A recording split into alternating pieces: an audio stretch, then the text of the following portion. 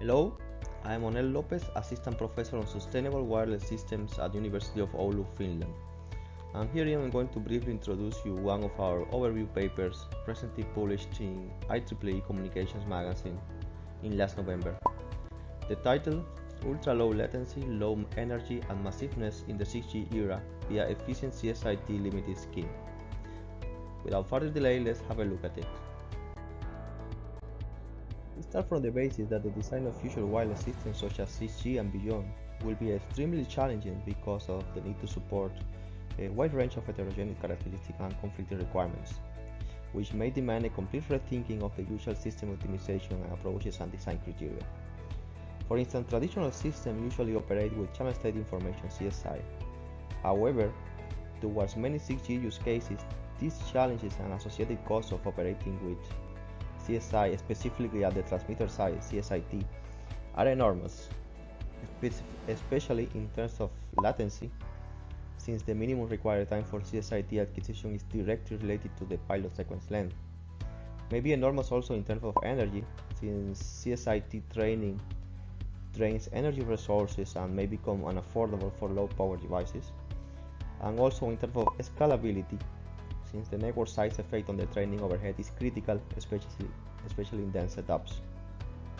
In the paper, we overview these main limitations of CSIT-based design toward the 6G era. But the main point here is that many 6G use cases demand ultra-low latency, low energy, and large number of connected devices for which CSIT will be unaffordable to acquire.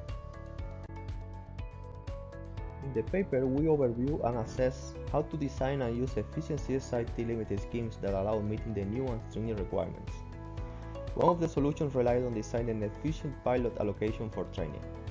For instance, there are already proposals for clustering the receivers based on their channel covariance matrices, and approaches clustering the devices with similar traffic profiles to share a specific pool of pilots seem also appealing.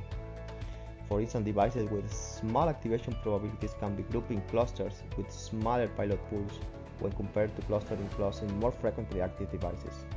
Such a strategy could be also further enhanced by considering the features and requirements of the different services to be supported.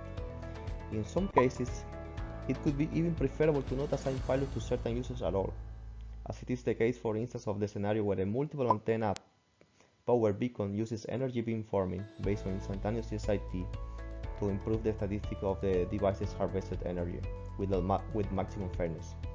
Some interesting numerical results are illustrated in the paper regarding this.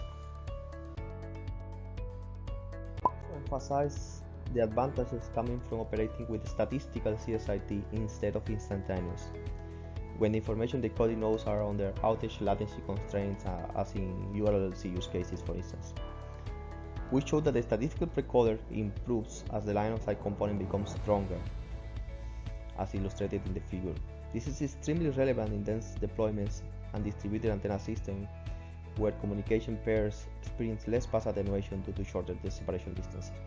Notice in the figure that the performance on the instantaneous CSIT is ideal in the sense that it's not taking into account the pilot's energy, the time requirements, and CSIT acquisition errors.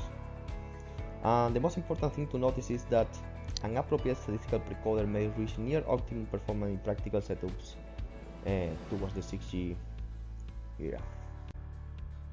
The significance of positioning information for efficient CSIT-limited but positioning-aware strategy are also highlighted in our work. And we also specify the role of machine learning artificial intelligence mechanism here, where you use position information or you try to estimate it via these schemes. Provide a study case on how to efficiently power a large number of energy harvesting devices via CSIT-free powering schemes that are available in the literature. The schemes take advantage of multiple transmit antennas at the power beacon to either improve diversity, coverage, or even average harvested energy without any form of CSIT availability. Antenna rotation and intelligent phase shifting schemes are also discussed here.